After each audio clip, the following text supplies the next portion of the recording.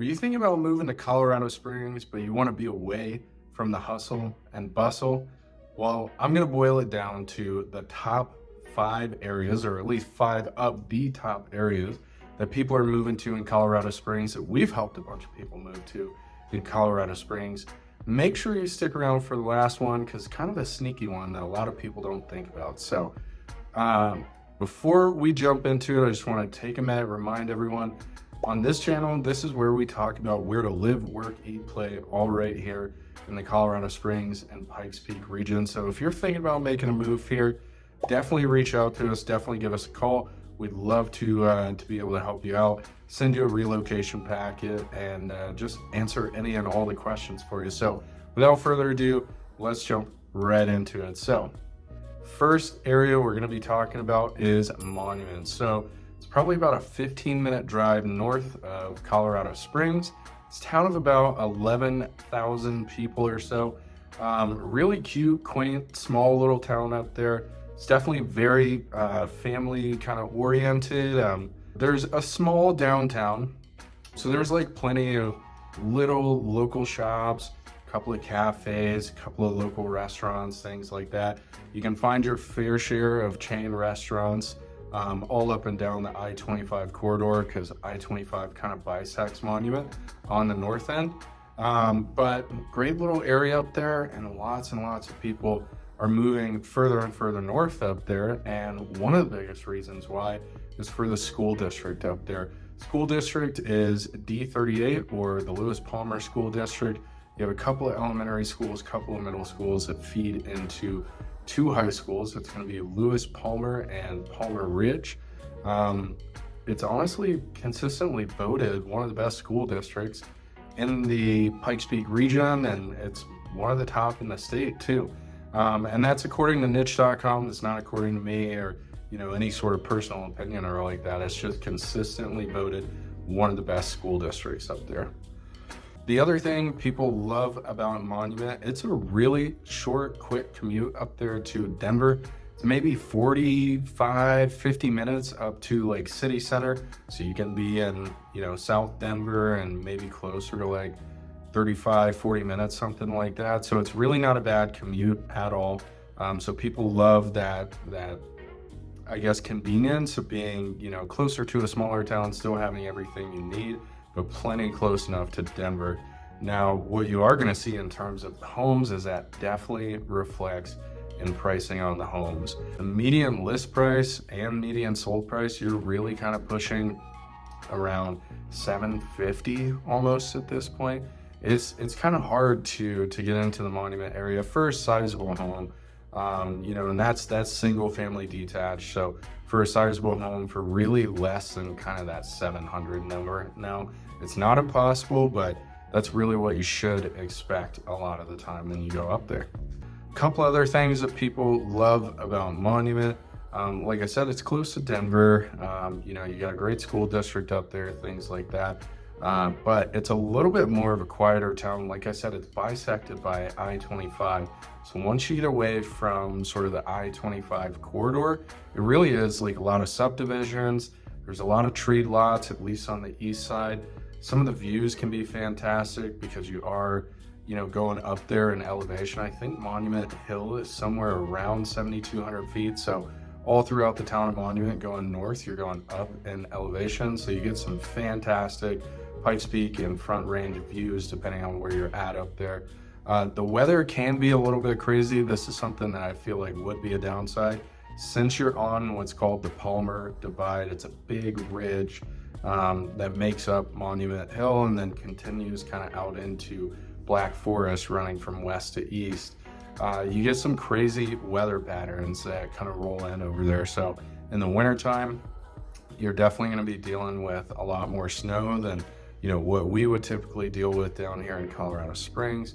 I'd say anytime we're getting 3 or 4 inches, you're probably getting 6 to 8 inches up there of snow in Monument. Tends to be a little bit colder, maybe a little bit windier.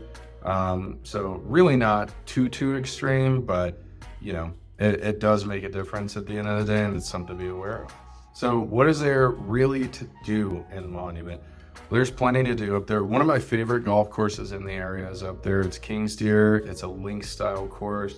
There's plenty of trails, open spaces. Like I said, you got some shopping and dining right there, some local shopping and dining that all kind of centers around Front Street and Monument. So that's going to be west side of I-25. That's where more of your local shops and things like that are going to be concentrated. One of my personal favorite breweries is up there. That's Pikes Peak Brewery. They make an absolutely fantastic Belgian style beer. It's called Gold, I think. It used to be called Gold Rush. They changed the name to Gold. I have no idea why, but it's fantastic beer. It's one of my favorites. I know one of Chris's favorite coffee shops is up there. Can't remember the name of it now that I'm thinking of it. But there's plenty of that to do. And like I said, plenty of trails and open spaces. So Monument makes up a little region called or one of the towns in a little region called the Tri-Lakes area. So there's 3 different lakes up there, as the name suggests. All of those lakes are gonna have, some form of recreation associated with them, whether it's fishing, kayaking, paddle boarding. They got trails all the way around, some parks and some picnic tables, all sorts of cool things. Forest Lakes is up there. I really kind of consider that part of Monument. They've got, a little playground area around the lake and things like that. So there's plenty to do. A really great trail up there is Monument Rock Trail. I think it's like 2.7 miles, out and back or whatever on the trail. Not a crazy hike. Get to see some cool rock features, take in some cool views. So there's plenty to do up there in Monument, but we're gonna move on to number 2 on the list, and that's gonna be Black Forest. So Black Forest is really more of an area than a town. I would say it really kind of runs, it's kind of hard to define because it's such a wide swath of area. So really going east of Monument, Black Forest almost kind of starts right there in Monument. But as an area, east of Monument running almost all the way out to Elbert, which is a solid, 45 to 50 minute drive from, edge of the Springs. Kind of south down to like northern borders of Falcon, and then kind of runs right up to the northeast corner of Colorado Springs around the Powers and 83 intersection. So really, really big area there. People flock to Black Forest, and they love Black Forest for the rural kind of tranquility, if you will, of that area. It's usually, anywhere from 2.5 to 100 acre parcels out there. I've even seen there's not a lot of those. So really typically you're kind of running like 2.5 to really like 40 acres max now, with some larger acreage out there, tons and tons of trees. So that's a big reason why people love it. It is a misconception when you come here to Colorado that you're gonna have all these beautiful trees around all over the place. It's Colorado, everything is mountains.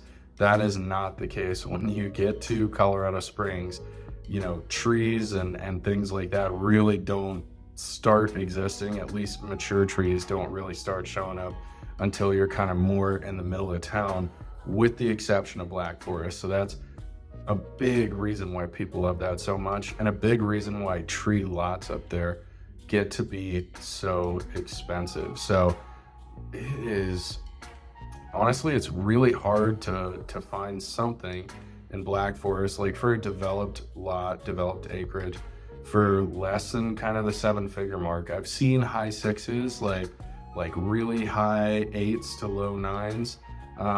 But it is getting increasingly more difficult to find something under that 7-figure range. And, if you check out the B-roll, you can see why. It's absolutely beautiful out there, and people love, how quiet it is out there. It's out of the way of the city.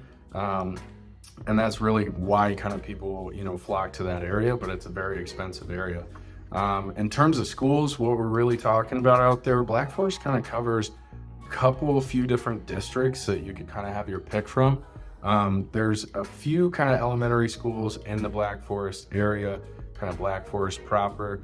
And then once you get up into that middle high school age, you're really kind of selecting something from like D20, D38, D49. So a lot of the kids that I grew up with that lived in Black Forest either ended up choosing something like D20 or D38 because they're really, easy drop-off point as the parents are on the way into town for work. They're headed back towards I-25, really easy drop-off point to be able to drop the kids off there.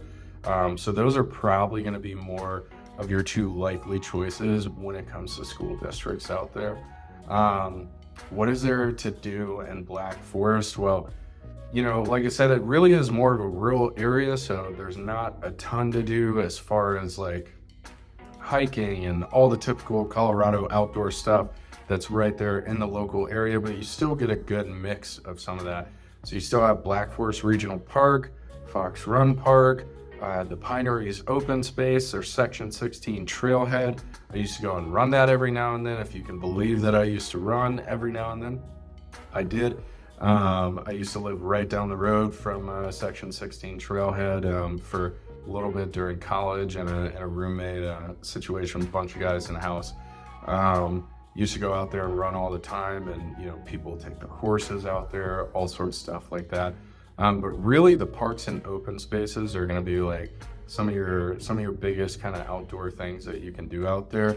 But again, you have all that space on your own land most of the time if you're out there, so do you really need to go do that? I think one of the biggest attractors for people is you can have all that rural space out there, all the quietness, peacefulness, and things like that. But really, depending on where you live in Black Forest, you're no more than really 20, maybe 25 minutes from the northeast edge of Colorado Springs, which has Interquest, all the shopping and dining, all that sort of stuff that you could really ever want. So you can get back to grocery stores really quick, get back to all sorts of restaurants, shopping and dining, super conveniently and super fast. But I do want to mention a few different shops out there.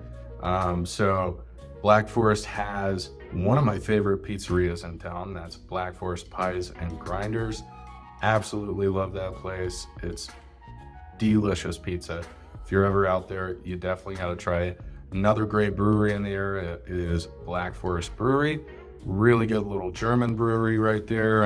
There's kind of a, I guess, central, almost little like town sort of thing to Black Forest. It's hard to call it that because it's really a four-way stop out there. It really does feel super rural. But right around there is centered a few shops and restaurants and things like that. So Black Forest Bistro is out there, Firehouse Subs, which is really just kind of a gas station, but don't knock it till you try it because the subs are fantastic there. So if you're ever out there, definitely try some of those areas, and that's Black Forest. Number 3 on our list is going to be where I grew up, spent a lot of time, and that is the mean streets of Falcon, Colorado. So Falcon is a town now, it's probably about 10,000 or so people now, I think. The last time I checked, it is absolutely blown up out there. I know that doesn't sound like a lot of people, but when I first moved here in 2005, it felt like there was nobody out there. I remember we used to have cows come up and watch football practice while we were practicing out at the high school out there, and now it seems like it's a sea of houses. There's a ton of new development going on out there. It's probably about 15 to 20 minutes northeast of Colorado Springs. So you can head up Highway 24 from the more southern end of town, or Woodman Highway from, kind of the more northern and eastern part of town. And it's I think it's a really great little area out there. It is very subdivision heavy. I will start off with that. But there's been so much new development really over the last 5 years, been a couple of different periods. So right after I moved there, we got our first Walmart. I know that sounds so redneck, and maybe it kind of is, but we got our first Walmart right after I moved out there. And that was a big deal because we didn't have anything except for like this tiny little Safeway and a few stores that were anchored around that Safeway.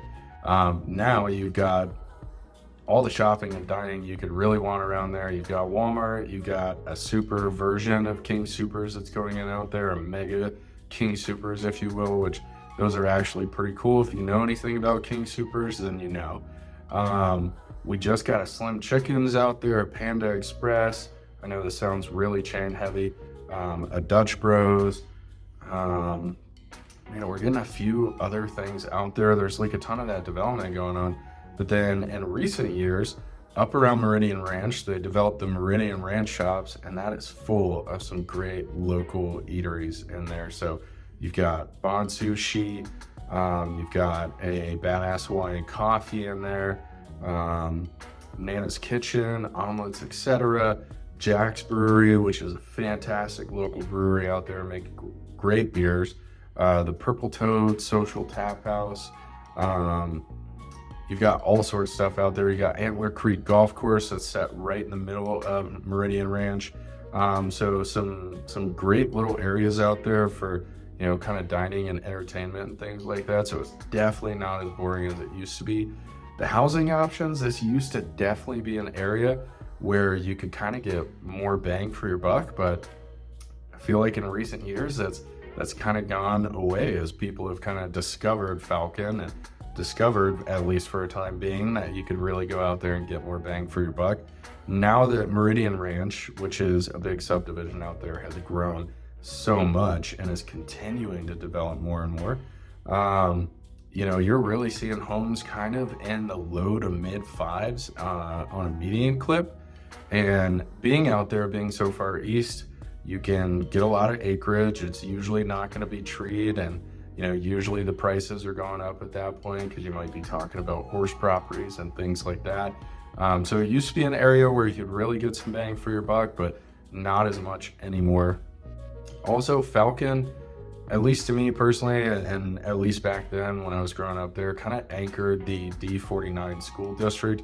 It's probably one of the larger districts that we have in the city. I think there's 5 elementary schools, 5 middle schools, and I believe there's 4 or 5 high schools in there, something like that now.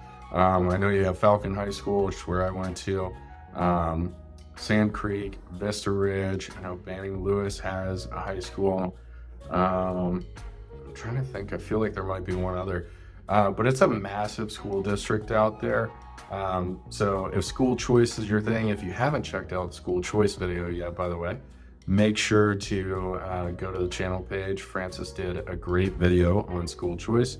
But if you're looking for some school choice, especially once you get into, that high school kind of time frame, you have a variety of different high schools that you'll be able to pick from out there.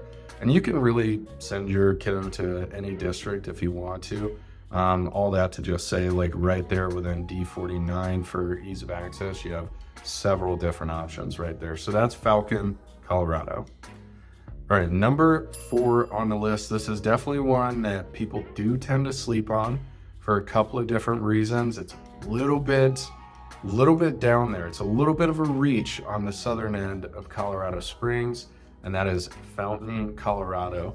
Fountain, though, has seen a massive explosion of people in the last, 10 years or so. I think they've seen like a 17% increase in their population in the last 10 years. It's really its own town kind of city, even though it's butting right up against Colorado Springs now, of almost 30,000 people. A couple of reasons that people sleep on it or maybe don't like it as much. Like I said, it's kind of out of the way, and it's a little bit east of I-25, so it's not like, oh, we're just south of Colorado Springs and we have all the easy access to 25. No, you kind of have to jog through some neighborhoods and some different connecting streets before you get back to 25. So it makes your commute a little bit longer. Also, if you are going to be commuting to Denver a little more regularly, makes that commute probably another 30 to 35 minutes longer than it would be.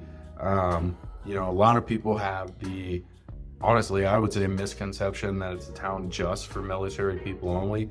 It's really not. A lot of people have the misconception that it's a town just for military only. It's really not.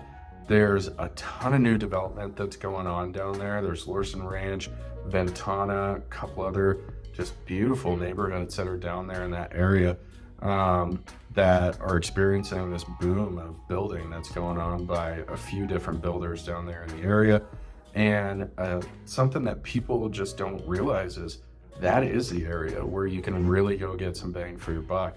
I think the median price point is running right around that 430 mark now, which I know for some of our viewers that might feel super high, but here in the Springs, like that's a deal right there. That's absolutely a deal right there. And so you can get a lot of bang for your buck in that area. And like I said, there's a ton of new development going on.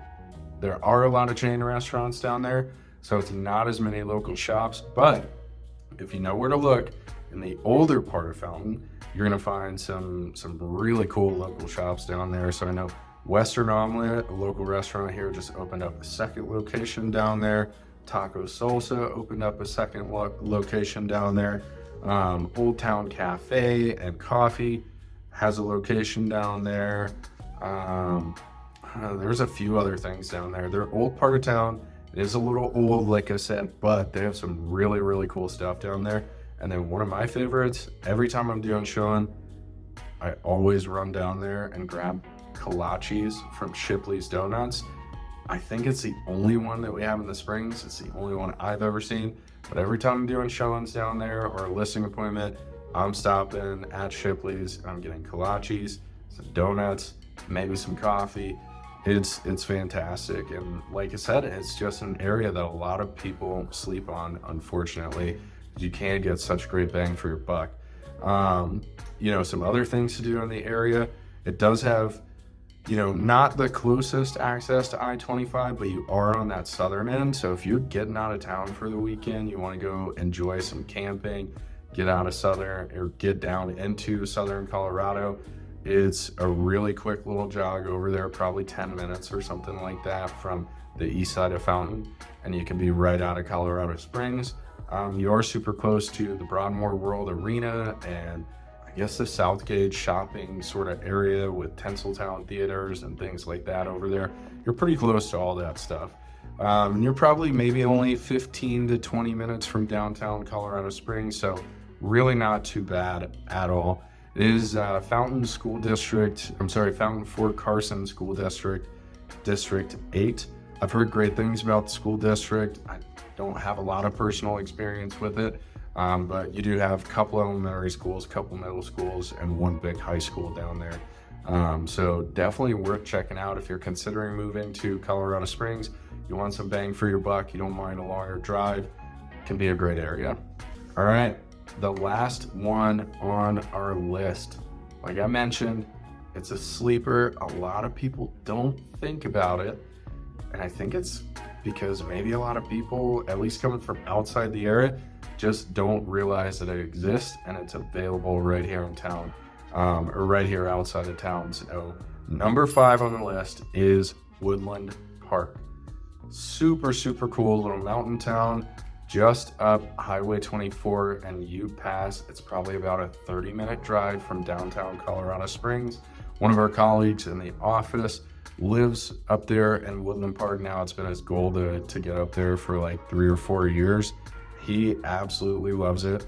Like I said, it's a really cool little mountain town. And so, you know, right there outside of Woodland Park, you're surrounded by Pike National Forest. And so if you have the budget up there, because it's a little more expensive up there, I will say that, you're really kind of looking into, you know, I would say the high 5s, low 6s is kind of going to be what you're really looking at. I think the median list price up there right now is around $650.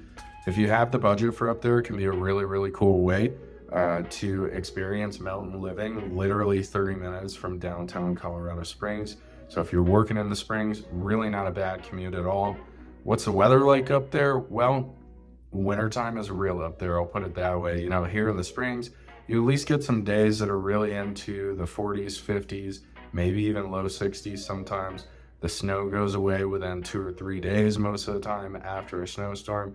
Up there in Woodland Park, you're at quite a bit higher elevation, another couple thousand feet up the pass, and you're just on the north side of Pikes Peak, so it's totally different weather systems that are rolling in there.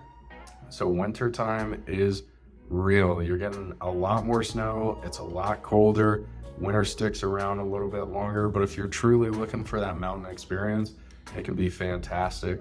You are up there, I believe it's Woodland Park District 2 is the school district up there. They have 2 or 3 elementary schools, a middle school, and a high school, so a much smaller school district. If you're looking for, a smaller teacher to student ratio, it can be a great school district for that up there, because it is, much smaller town. It's about 8,000 people or something like that, something roughly like that in the Woodland Park area up there. And then of course you have, some of the towns that are dotting 24, east and west of Woodland Park that, some of those towns really kind of almost join up at this point with Woodland Park. So I'd say it's probably about 8 to 10,000 people or so. So very small town, very small mountain town. But like I said, you're getting that mountain experience, and it is absolutely beautiful up there. And I know that I said the winters can be brutal up there, but the summers can be absolutely gorgeous up there. There is so much hiking, biking, anything to do with trails and open spaces. And like I said, you're right there next to the National Forest. Deckers and, the South Platte are probably a 30-minute drive to the north of you, which is an absolutely beautiful area. So summertime, you can be on a tube on the South Platte River, within 30 minutes of stepping outside of your front door. Just a really, really cool little unique area up there that a lot of people sleep on. So there you have it. That is the top 5 areas, or 5 of the top areas a lot of people are moving to around Colorado Springs. Gave you a sleeper in Woodland Park at number 5. Like I said, we are experts here in our area. We are licensed realtors here in the state of Colorado. So if you're looking to make a move here, definitely click the subscribe button. Hit the like button if you like this video, you found this content helpful, and reach out to us, give us a call. We'd love to be able to help you out, and we'll see you next time.